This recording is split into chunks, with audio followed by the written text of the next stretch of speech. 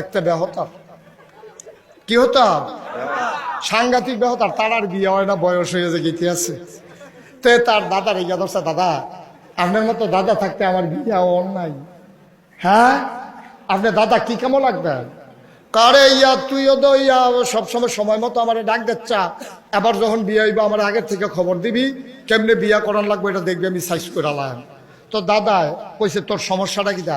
দাদা তারা কঠিন কঠিন প্রশ্ন করে, আমি তো এটা পারি না। এবার যে মাইয়ার বাপে দাদায় নানায় দাদায় খেয়াল করে শুনে, ভাইয়ার বাপে নানায় স্যারায় চাচায় যারাই তোরে দেখতে আইব, যেই প্রশ্নই করব আমি কইলাম বৈঠক থাহাম। তো যখনে প্রশ্ন করব তুই ফাললে তো জবাব দিবি, নইলে আমার ফাইল চাইবি, বাহিরে আমি লাইন করাম।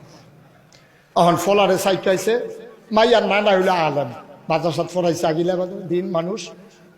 মাইয়ার নানানে কইছে আপনার তো নাতিন জামাই হইব, বিয়া হইলে আপনি কিছু জিগানের থাকলে জিগান। তো মাইয়ার নানায় তারে জিগাইছে, ইয়া ফজরের নামাজ কয় রাকাত? তো মনে মনে কই গোসল করি না, আমার এই জিগায় ফজরের নামাজ বলে কয় রাকাত? না ফাললে না কিটা করো কথা না ফাললে কইস দাদার দিকে চাওয়ার। তো তে তো গুসলে পারে না, তো তে ফজরের নামাজ কয় রাকাত কইব কেমনে? তে করছে কি তা কতক্ষণ ধুমধুরা থেকে দেখে যে না এটা হইতো না আমার দিয়া, তখন দাদার ফেল চাইছে। দাদার ফেল চাওয়ানোর লগে দাদা আছে দুনিয়ার চালাক, দাদার ফেল চাওয়ানোর লগে লগে আমি তোরে জিগাইছি ফজরের নামাজ কয় রাকাত, তো তুই আমার কাছে খুশ কি 3 রাকাত, তুই তার কাছে না কই 2 রাকাত? অসভ্য, তোর আমি জিগাইছিলাম রে।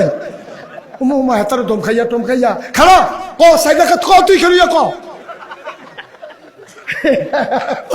হেতারা দই ধমক টমক দেখা নমুনা দেখা কি এর বিয়া। তাই তো লাইন ভাইয়া লাইছে, তাই খেরিয়া কয় 4 রাকাত। বস মাইয়ার নানাই কয় জামাই পছন্দ হইছে, জামাই পছন্দ হইছে, এখন কোনো টেনশন নাই, বিয়া হয়ে যাবে। এখন বিয়া তো হইয়া গেছে, নাউজুবিল্লাহ কইতেন না।